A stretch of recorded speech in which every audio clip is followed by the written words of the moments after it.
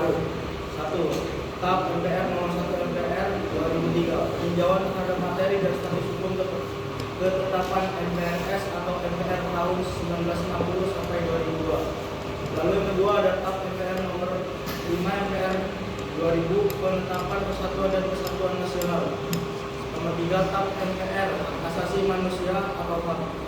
Lalu yang keempat ada TAP MPR nomor 9 MPR 2001, pembaruan agrari dan pengelolaan